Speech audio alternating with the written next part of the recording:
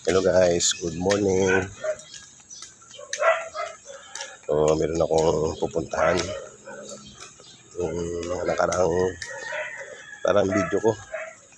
So, pinuntahan akong kaproblema yung breaker nila.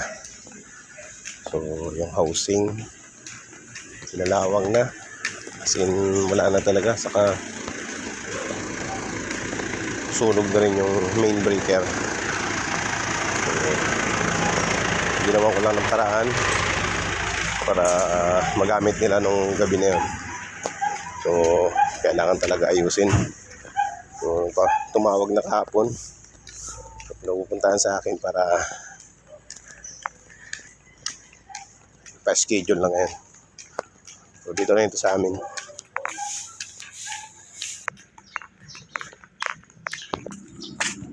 Tao po! Sa takip.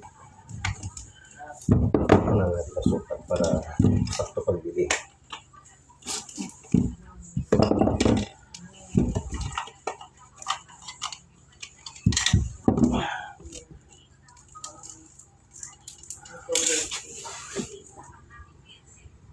Alim.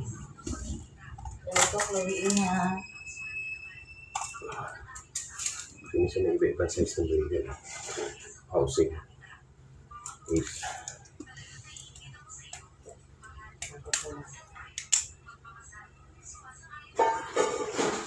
5.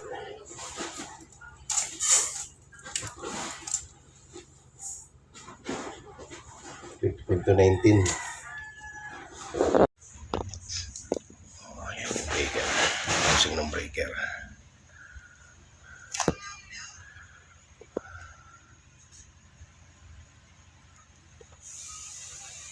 So, yun guys, So, nakita nyo naman kung anong itsura ng breaker. So, yung lagi ko sinasabi na masusurprise na lang tayo dahil sa hindi nga natin pinapacheck. So, ilang taon na masusurprise na lang tayo. May problema na yung breaker natin. So, yun. Wala na tayong power. Wala na tayong ilaw. Lalo na malaki talaga rin yung bahay natin. So, pag malaki kasi yung bahay, marami din yung load. So, maraming breaker. Lalo, meron kang mga aircon, water heater, ref. So, napakalaking chance niyan na kaproblema talaga ang mga breaker o mga linya niyan. So, ngayon, pupunta ako ng hardware. Ako na mismo bibili ng breaker. Dito na ako sa hardware. Gawin mo ng dalawa. So, yan. So, ito yung available. Konting diferensya.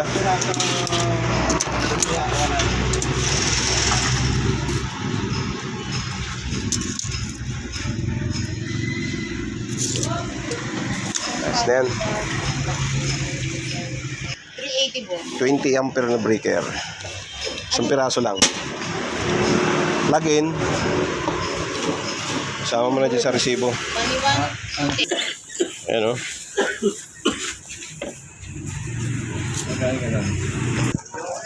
So, ayan. Kabili na ako ng gamit. So, gumastos pa siya ng malaki sa materialis. Dito sa pinabili ko, nasa 2,000. Hindi nung nakaraan, yung inayos ko. So, gumastos pa siya ng nasa 1,000 plus. Tapos doon sa binayad sa akin.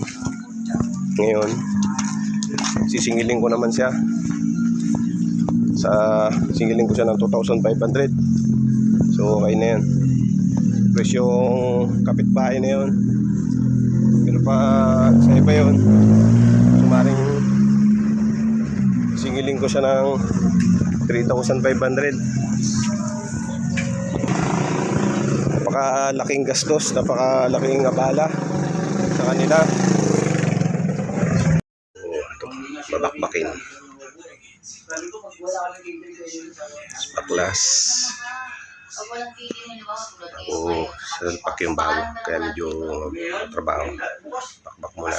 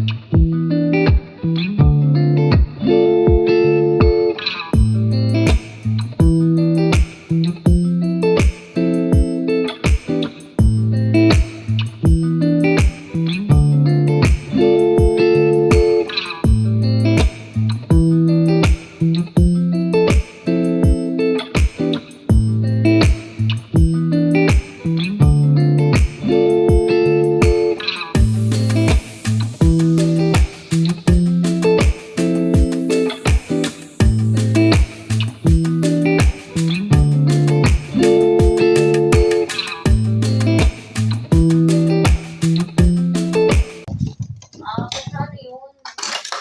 Wala kang kasama. Tawag na. Pero kung yung mga gusto Wala sa kanya negosyo, wala ako lang bakit. Ang tagal ko magsakay doon, wala isang oras. Sabi ko, mali sumakay doon. Dali ba na ba? Dali ba na ba? Oo. Ano sinakay niya? Bakit ako hindi ako? Ang tagal ko, isang oras ako doon, kung nakasakay ng mga awa. Aray ko, pag hindi ko malaminin. Ang daming pasahero. Iyan ka doon, kasi nakita ko. Ay, naku. Hindi, dati. Sabi ko, binigyan ako 100. Sabi mo, Tapos na rin. oo. Lahat. Para ano, ako sasabihin, pinakita pa ako Salpak na yung bago. Konting bakbak lang dito.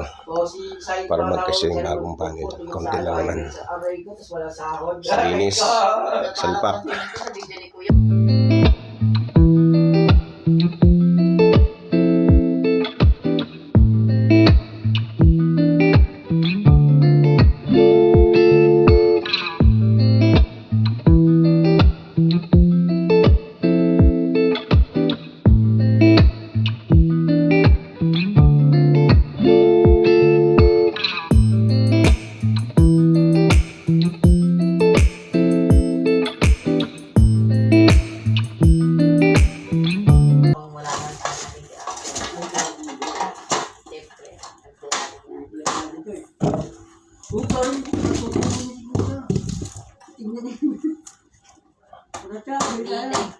Hindi on yung no. Masira yung gilid ko pa pa. Okay.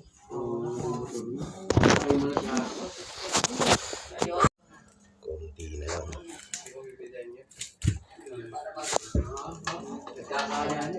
Bumili ka natin.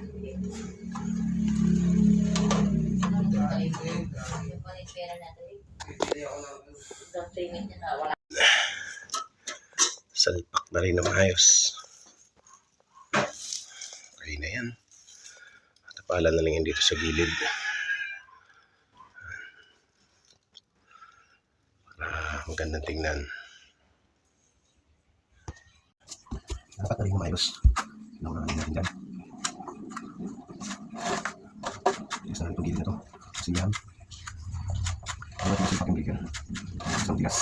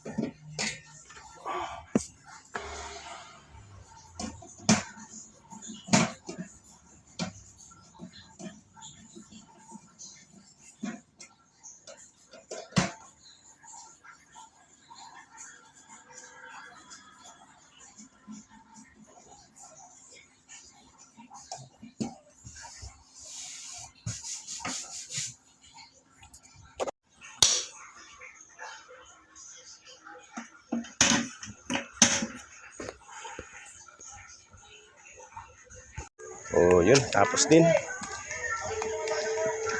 Dapat din ng halos kalahating araw. So nang patuyo pa ako nung pinagmasilyahan ko. Doon ako tumagal sa pagtiktik. So medyo sunikip yung box. Kaya kailangan ko magbawas ng kaunti.